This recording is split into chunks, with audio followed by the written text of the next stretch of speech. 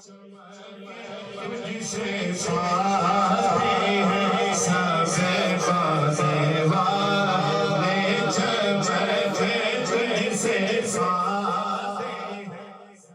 اللہ تعالیٰ نے اپنے سچے دین کو غالب کرنے کا ارادہ فرما لیا اور یہ ارادہ کر لیا کہ اپنے آخری نبی صلی اللہ علیہ وسلم کو عزت نصیب فرمائے اور اپنے وعدے پورے فرمائے، تو رسول اللہ صلی اللہ علیہ وسلم اپنے سابقہ معمول کے مطابق قبائل کو دعوت دیتے ہوئے 1 سال حج کے دنوں میں منا تشریف لائے۔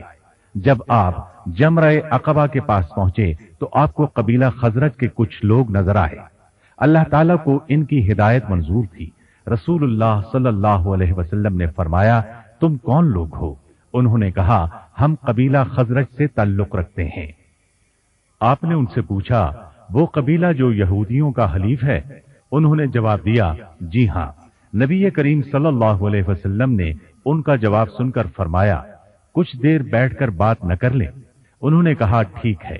اب وہ آپ کے پاس بیٹھ گئے۔ آپ نے انہیں اللہ کی دعوت پہنچائی، دین اسلام پیش فرمایا اور قرآن مجید کی چند آیات تلاوت فرمائی۔ اللہ کی قدرت کہ یہودی ان کے ساتھ ان کے علاقے میں رہتے تھے، وہ اہل علم تھے، ان کے پاس آسمانی کتاب تھی۔ مدینے والے مشرک اور بت پرست تھے اور اپنے علاقے میں یہودیوں کو دبا کر رکھتے تھے۔ جب ان کا آپس میں کوئی جھگڑا ہوتا تو یہودی انہیں دھمکی دیتے کہ آخری نبی کا دور آ رہا ہے، ہم اس کے ساتھ مل کر تمہیں قوم عاد و ارم کی طرح قتل کر دیں گے۔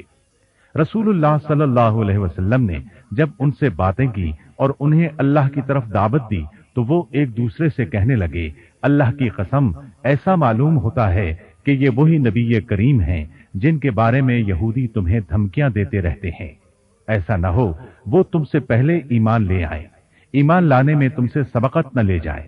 اس لیے انہوں نے فوراً آپ کی دعوت قبول کر لی، آپ کی تصدیق کی اور دین اسلام کو ان الفاظ کے ساتھ قبول کیا، ہماری قوم آپس کی دشمنی اور لڑائی بھڑائی میں تمام قوموں سے بڑھ چکی ہے۔ ممکن ہے آپ کی پیروی کی برکت سے اللہ تعالی ہم میں اتفاق پیدا فرما دے۔ ہم ان کے پاس جا کر آپ کی دعوت پیش کریں گے اور جو دین ہم نے قبول کیا ہے اس کی طرف انہیں بھی دعوت دیں گے۔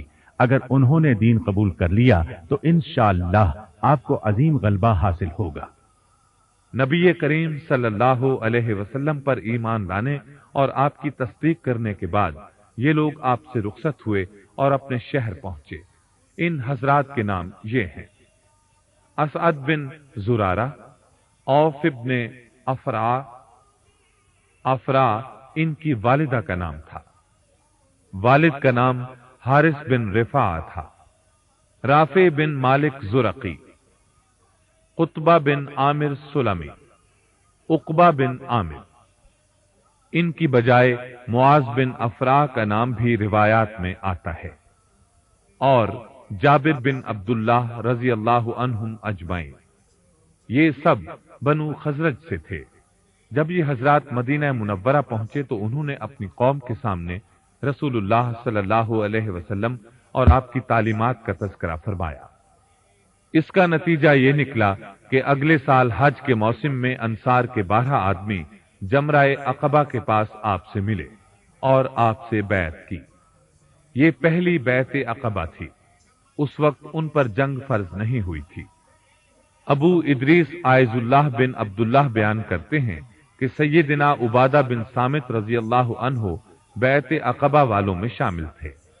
یہ بدر میں بھی شریک ہوئے تھے۔ انہوں نے مجھے بتایا کہ رسول اللہ صلی اللہ علیہ وسلم کے ارد گرد صحابہ کی ایک جماعت بیٹھی ہوئی تھی۔ اس وقت آپ نے ان سے فرمایا، مجھ سے بیعت کرو، یعنی عہد کرو کہ تم اللہ تعالیٰ کے ساتھ کسی کو شریک نہیں کرو گے، چوری نہیں کرو گے، زنا نہیں کرو گے، اپنے بچوں کو قتل نہیں کرو گے، اپنی طرف سے گھڑ کر کسی پر الزام نہیں لگاؤ گے اور کسی اچھے کام میں میری نافرمانی نہیں کرو گے۔ تم میں سے جو شخص اس عہد کی پابندی کرے گا اس کا ثواب اللہ کے ذمے ہے، اور جو شخص ان میں سے کوئی کام کرے پھر اسے دنیا ہی میں سزا مل جائے تو وہ سزا اس کے گناہ کا کفارہ ہو جائے گی، اور جو شخص ان میں سے کوئی کام کرے پھر اللہ تعالیٰ اس پر پردہ ڈال دے تو وہ اللہ کے سپرد ہے، چاہے اسے معاف کر دے چاہے تو سزا دے۔ चुनाचे सब ने इन अल्फाज के साथ नबी करीम सल्लल्लाहु अलैहि वसल्लम से बैत की। इस बैत के बाद नबी करीम सल्लल्लाहु अलैहि वसल्लम ने सैयदना मुसअब बिन उमैर रजी अल्लाह अन्हु को उन हजरात के साथ मदीना मुनव्वरा भेजा और उन्हें हुक्म दिया कि इन हजरात को कुरान पढ़ाएं, इस्लाम की तालीमात सिखाएं और उन्हें दीनी सूझबूझ से रूशनास कराएं। इसी बिना पर सैयदना मुसअब बिन उमैर रजी अल्लाह अन्हु को मदीना मुनव्वरा में कारी साहिब कहा जाता था। ये इस्लाम के पहले मुबल्लिग थे। मदीना मुनव्वरा में ये सैयदना असअद बिन जुरारा रजी अल्लाह अन्हु के हां ठहरे। इनका तालीमी अंदाज बहुत बेहतरीन था, कोशिश में इंतहा का खुलूस था। चुनाचे उनकी कोशिशों के नतीजे में सैयदना सआद बिन मुआज रजी अल्लाह अन्हु मुसलमान हो गए। ये असअद बिन जुरारा रजी अल्लाह अन्हु के खालाजाद भाई थे, अपनी कौम के बड़े सरदार थे। इसी तरह एक दूसरे सरदार उसैद बिन कि अगर आप और अहले मदीना के दरमियान मज़कूरा मुआहदा न होता तो हिजरत मुमकिन न थी। आपने अपने साथियों को हुक्म दिया कि वो मदीना मुनव्वरा में अपने अंसारी भाइयों के पास चले जाएं। अल्लाह ताला ने तुम्हारे लिए नए भाई मुहैया फरमाए हैं और अमन वाला इलाका अता फरमाया है। अब सहाबा किराम रज़ी अल्लाह अन्हुम मदीना मुनव्वरा की तरफ मुसलसल हिजरत करने लगे, जबकि रसूलुल्लाह सल्लल्लाहु अलैहि वसल्लम हिजरत के लिए अल्लाह की इजाजत के इंतजार में मक्का मुकर्रमा ही में रहे। जब कुरैश ने महसूस किया मुसलमान आहिस्ता आहिस्ता जा रहे हैं, तो उन्हें यकीन हो गया कि नबी करीम सल्लल्लाहु अलैहि वसल्लम के साथियों को कोई महफूज जगह मिल गई है। उन्हें खतरा महसूस हुआ कि कहीं रसूलुल्लाह सल्लल्लाहु अलैहि वसल्लम भी निकल न जाएं। चुनाचे वो इस सिलसिले में मशवरे के लिए दारुन नदवा में जमा हुए। इनमें से कुछ ने कहा हम खुद ही उसे निकाल देते हैं, कुछ ने कहा नहीं हम उसे कैद कर देते हैं, जब खाने को कुछ नहीं मिलेगा तो खुद ही मर जाएगा। अबू जहल मलून कहने लगा अल्लाह की कसम मैं तुम्हें ऐसा हतमी मशवरा देता हूं कि तुम अपनी बातें भूल जाओगे। इस पर लोगों ने कहा अच्छा तो फिर बताओ। वो कहने लगा हम हर कबीले से एक एक नामवर ताकतवर और भरपूर नौजवान लें, उसे तेज तरीन तलवार मुहैया करें, फिर वो सब मिलकर यकबारगी आप पर हमला कर दें। अगर आप इस तरह कत्ल हो जाएं तो आपके कत्ल की जिम्मेदारी तमाम कबाइल पर पड़ेगी और मैं नहीं समझता कि कबीला बनु हाशिम सब कबीलों से लड़ाई मोल ले सकेगा। लाजमन वो खून बहा पर राजी हो जाएंगे। इस तरह हम इस आफत से नजात पालेंगे। चुनाचे इस राय पर इत्तेफाक हो गया। उधर सैयदना जिब्रील अलैहिस्सलाम फौरन नबी करीम सल्लल्लाहु अलैहि वसल्लम की खिदमत में हाजिर हुए और आपको उनके मंसूबे से मुत्तले किया और कहा आप रात अपने घर में न सोएं। उसी वक्त अल्लाह ताला ने आपको हिजरत का हुक्म दिया। उस रात आप अपने घर न सोए, बल्कि आपने सैयदना अली बिन अबी तालिब रज़ी अल्लाह अन्हु को बुलाया और हुक्म दिया कि मेरी सब्ज चादर ओढ़कर मेरे बिस्तर पर लेट जाओ। उन्होंने ऐसा ही किया। आप बाहर निकल गए, वो लोग दरवाजे पर खड़े थे। आपने मिट्टी की एक मुट्ठी उठाई और उनके सरों पर बिखेरते हुए गुजर गए। वो ऐसे अंधे हुए कि आपको देख ही न सके।